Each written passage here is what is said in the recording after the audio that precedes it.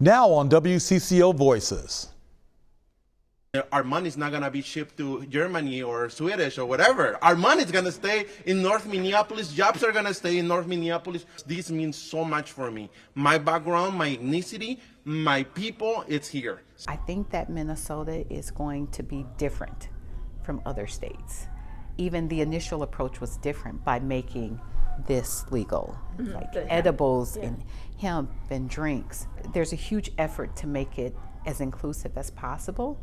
And I'm glad that they're engaging the minority community. We're going to treat you like a human, and I feel like that's what makes Sammy's Avenue Eatery so much different from other companies. I could practice with my hockey skates, and I wanted to practice so when I'm older, I'm going to be a great skater. I think it makes a big difference because it makes them belong. It makes them feel like they should be out here too. Those are a few of the Minnesotans we'll meet on this episode of WCCO's Voices. I'm Reg Chapman. Thanks for joining me as we explore the diverse voices of our community. We'll hear from people fighting to lower rent and create access to food in a moment. But first, the Council on American Islamic Relations Minnesota says the state leads the nation in attacks against mosques. Kirsten Mitchell checked in with Muslim leaders after one mosque received more than a dozen threatening, hateful phone calls in one weekend.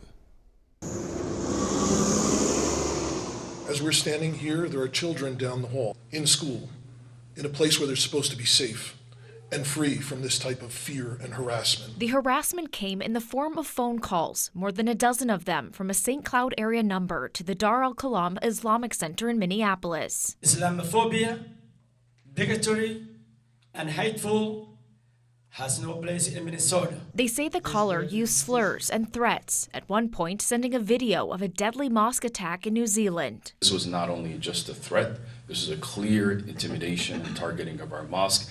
This is not only unacceptable, but it is alarming to our community. Minneapolis police investigated and say while no one is in custody, they did submit a case to the Hennepin County Attorney's Office for a charging decision. I am certain that cowards like this will be less of a bully when they get a chance in front of a judge than when they are hiding in a room threatening others through technology.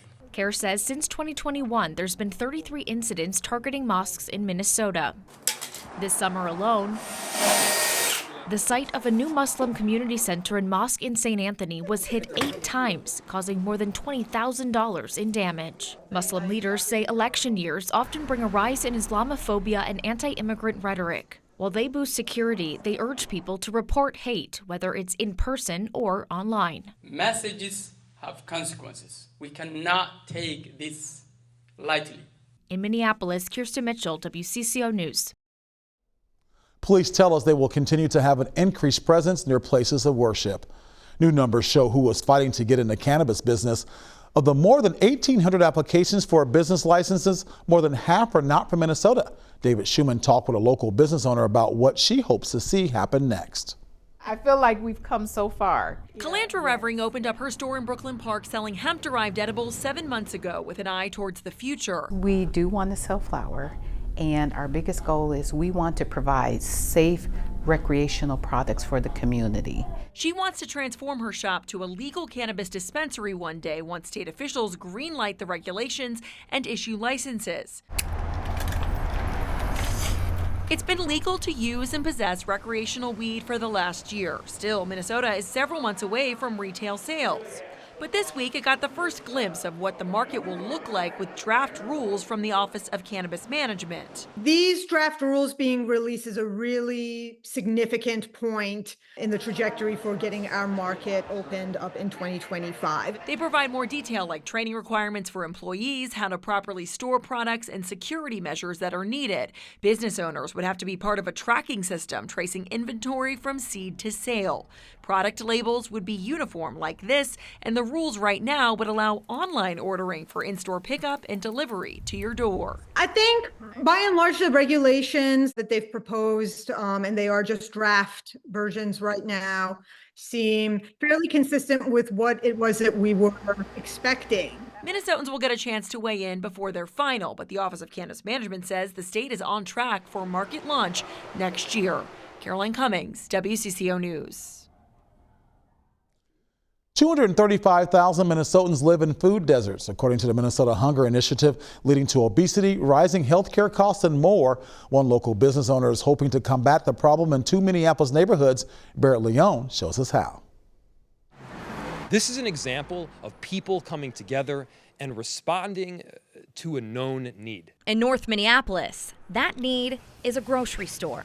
Places like Solo and Cub have held down the north side for a long time, but this is a community that deserves and needs a lot of grocery stores, and we have historically not had it. Come December, that need will be met. The former Aldi location on the intersection of Penn and Lowry Avenue will soon be home to Colonial Market and Restaurant. It's one of 2 stores coming to the city this year. This is my heart, my city. It's a project business owner Daniel Hernandez is passionate about. This is one of the best things I'm doing right now because this means so much for me. My background, my ethnicity, my people, it's here. The store's design is based off an already existing store in South Minneapolis, and once completed, will include a butcher, fast food restaurant, ice cream shop, and fresh produce. You use grocery stores for a multitude of reasons, obviously to connect with people, but it's also to run out at 11 p.m. and get a pint of ice cream.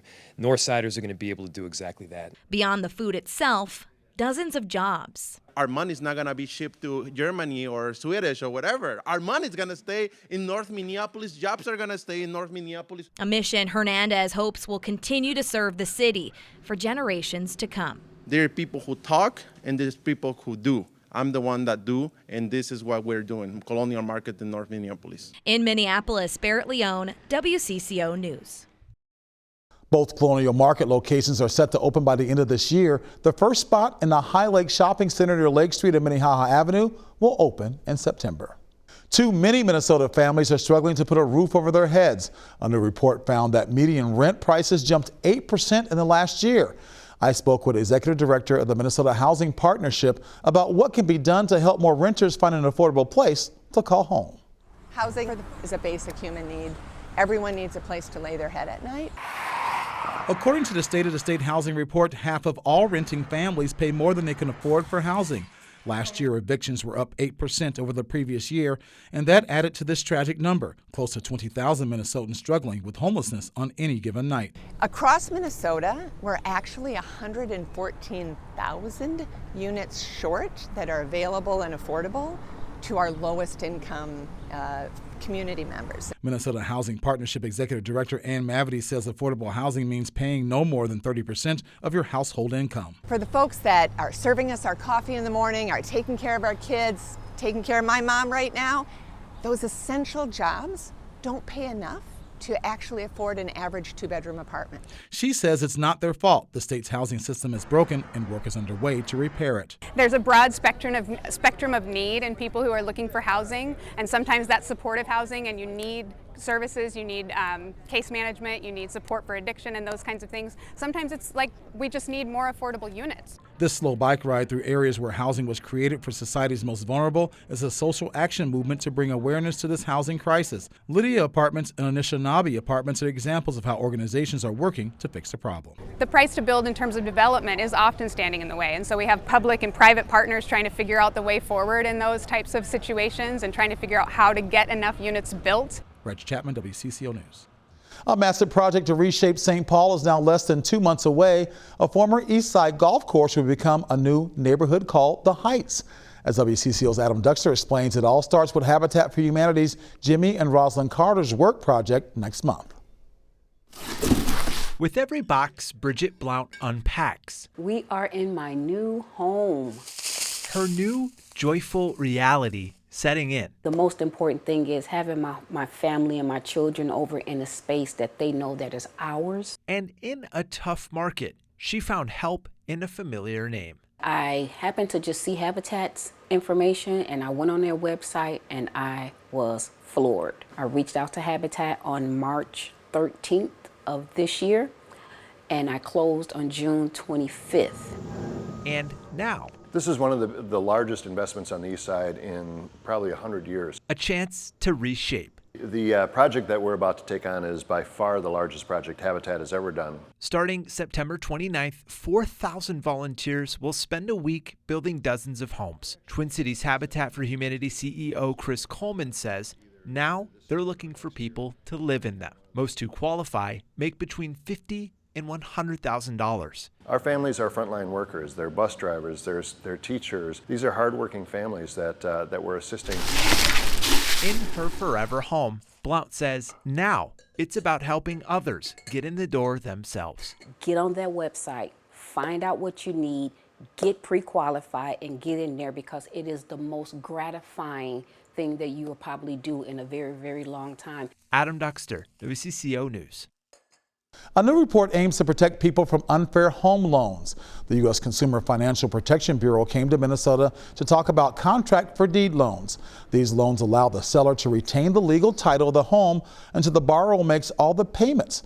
The borrower is on the hook for repairs, unkept, and property tax.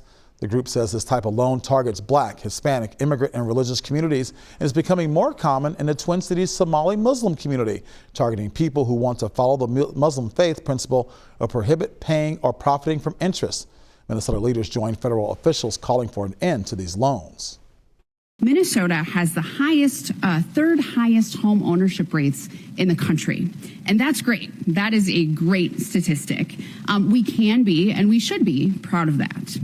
But when we dig a little deeper, though, we see that home ownership rates for Black, Indigenous, and other households of color, it's a little less inspiring. It's 37th highest in the country, 3rd and 37th. That's a huge difference. And we see that we have a lot more work to do. Here in Minnesota, though, we understand that the reason behind these differences, it's not that they're there randomly. They're not just features of the landscape like a lake or a stream or a river. These disparities are there due to years and decades and centuries, really, of disinvestment and exploitation. The consumer watchdog group says as many as 50% of contract for deed borrowers lose their homes. You can learn more or make a complaint at consumerfinance.gov. A call for support from a local business owner after a tragedy. Please give us grace as we figure out how to fill shoes that feel gigantic. Meet the man who is stepping up to keep Sammy's Avenue Eatery alive as he and the community grieves. Then a new effort to help Indigenous people get out of the cycle of addiction. That and more ahead on WCCO's Voices.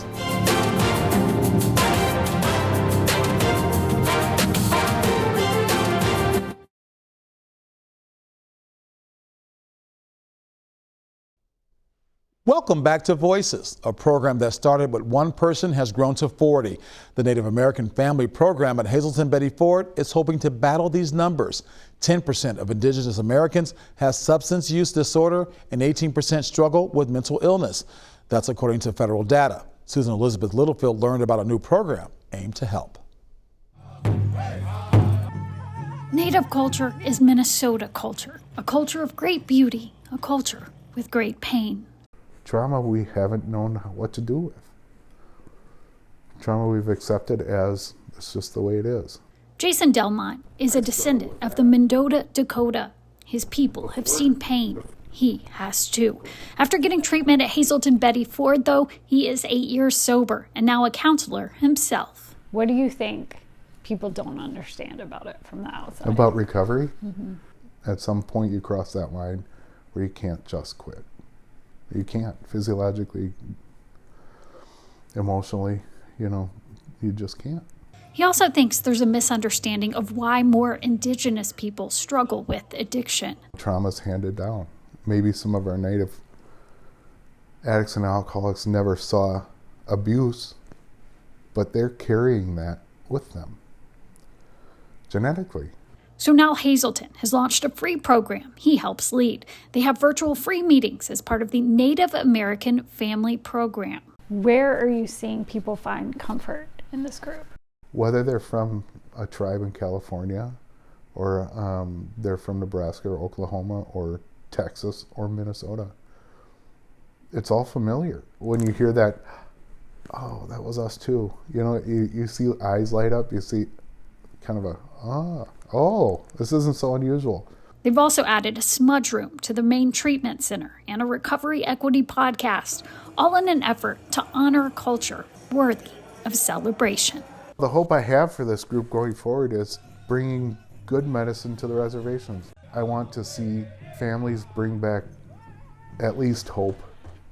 The Native American Family Program is virtual and free for families dealing with addiction. An event this summer was one piece of an effort to address the healthcare crisis in the Black community. The third annual North Minneapolis Health and Wellness Block Party aims to meet people where they are and improve health outcomes. I sat down with some of the organizers to learn more about the depth of the issue. Healthcare is a major issue. We have a healthcare crisis in the African American community. Reverend Dr. Melvin Miller can look out into his congregation at Progressive Baptist Church in St. Paul and see the urgency in helping the community. Many of us are overweight, we wrestle with diabetes and various issues, and what exacerbates that challenge is that many of us don't have the benefits, primary care physicians, and we don't have benefits. Reverend Miller is partnering with the Minnesota Department of Human Services to sponsor a health fair designed to address the healthcare issues in the Black community. One of the main reasons why we're doing this is for the Medicaid renewal. Community engagement specialist with the Department of Human Services, Steve Wilson, is counting on the Black church to once again make a difference. There's a deep concern of people not having their insurance because of the pandemic. Wilson says during the pandemic, people didn't have to do renewals of their health insurance. It was done automatically. But now that is not the case, and many families are uninsured. Healthcare navigators will be on site to guide people through the process. Sign up for Medicare on the spot while getting information you need to address your medical concerns. They know it's an uphill battle. Many in the community still have trust issues with doctors, dating back to the Tuskegee experiment, when Black men were told they were being treated for bad blood, but were actually part of a syphilis study. Their informed consent was not collected. We're trying to change the trajectory, and there are many health professionals who are African American and people of color, and that we're working with. A much-needed change for a community struggling with healthcare issues. How many people have we lost to some things that were at one point basic, but needed to be caught? Reg Chapman, WCCO News. An iconic northside spot is back open for business. For months, Sammy's Avenue Eatery sat idle after the sudden passing of owner Sammy McDowell. Now Sammy's nephew, Michael McDowell, is stepping up. Michael took the time to sit down with me to talk about his hopes for the restaurant and surrounding community. You still get the same warm greeting when entering Sammy's Avenue Eatery. How y'all doing today? But it no longer comes from the shop's namesake. Instead, it's a man he raised as his own, Sammy's nephew, Michael McDowell. Please give us grace as we figure out how to fill shoes that feel gigantic. Sammy McDowell had a huge heart for community and made sure to put it in the forefront of all he did. Thank you, sir. Many will tell you he did not create Sammy's Avenue Eatery for himself. He was in it to make sure that, like, if he was shining, like, all the folks around him was also shining. Like, he was so centered in making sure that, like, his community was also being uplifted. And he wasn't just taking, but he was also giving back. Sammy created a space for community to gather, a place of comfort and healing. Okay, I got you. A spot where all people are welcome, and the food, well, if you let Michael tell it, it's new and improved with new items on the menu. We got a roast beef club, which I'm really excited about. We got a jerk chicken melt. We got a teriyaki melt. And we also got turkey pastrami back. Customers may be coming to check out those new items, but each brings stories about Sammy's impact on their lives. Overwhelmingly so, actually, to the point where it's been a little hard. It's been hard to be sad because all I've been flooded with is stories of Sammy and how he's made people's lives, spaces, places better than he found them. For Michael, it's refreshing to know he is continuing what his uncle started. All right, Jimmy, you got those bags ready? Making sure this Northside Eatery continues to honor the community it serves. And I feel like that's what makes Sammy's Avenue Eatery so much different from other companies. We're not looking at people like dollar signs. We're focused on giving back, making sure that we're uplifting the community, and also treating people like human beings. Recognized by the Minnesota Black Chamber of Commerce with a Community Impact Award, Michael aims to keep that same energy people came to expect when visiting Sammy's Avenue Eatery. My favorite word in Spanish is called apapacho. And it means like a warm hug when you need it most. That's my translation of it, knowing Spanish. And yeah, that's the space that we're creating, and I'm continuing that legacy of apapacho. I want people to walk in here and feel like they're receiving a big warm hug. Minnesota's longest running black-owned business is turning 90. That's how long the Minnesota Spokesman Recorder has been crafting community stories and driving social change. I got a behind-the-scenes look at the newspaper, learning about the legacy and plans for the future. And this is just our history. These archives, stretching back 90 years, tell stories of black businesses, clubs, and churches. The news and information that we provide the community helps people to make informed decisions. It also empowered a community to speak out fearlessly and unceasingly against injustice, discrimination, and all imposed inequalities. Well, the community and the newspaper are kind of one in my mind, because without the community, we don't need this newspaper. And without this newspaper, the community stories would be lost. Tracy Williams Dillard is CEO and publisher of the Minnesota Spokesman Recorder. We're part of the community that we tell the story about. She is part of a legacy that began with her grandfather, Cecil Newman, who founded the newspaper in August of 1934. At that time, there were around 7,000 black people in the community. Newman spearheaded action against industries and unions that excluded black workers. He also investigated and exposed cases of job, housing, and business discrimination. But my desk looks a lot like his still. It's just hard to keep it clean. A walk down the hallway inside the Southside Minneapolis building, you are treated to a history lesson. Well, this building was built in 1954, so that might have been when this was actually done. The St. Paul Recorder and Minneapolis Spokesman merged into one title by Newman's widow. The Minnesota Spokesman Recorder now reaches black communities in Duluth and Rochester. The paper is also changing with the times. The studio is definitely a key part because people receive the news on their phones and tablets and computers now.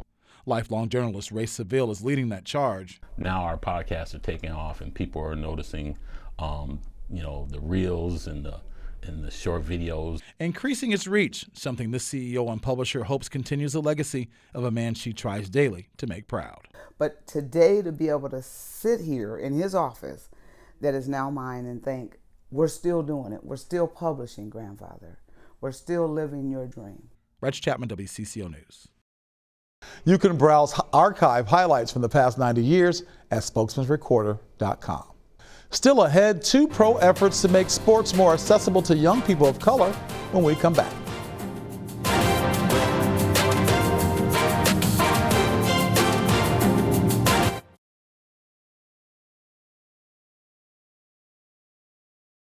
Turning now to sports in this episode of Voices, 2 local pro sports teams are working to grow their game for all players.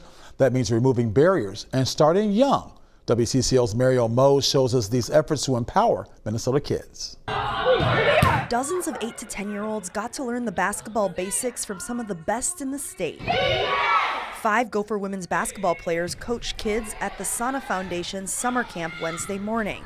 For 10-year-old Desiree Brewster, this was a big deal. I really liked it because usually I watch their games. This clinic is just as rewarding for Gopher point guard and Hopkins native Amaya Battle. Being able to be somebody these younger girls and boys can look up to and be like, hey, I see somebody from Minnesota doing this, I can do it too. This basketball clinic is through Delta Dental's campaign, See Her, Be Her. Their mission is to give kids a chance to meet and be mentored by positive female role models.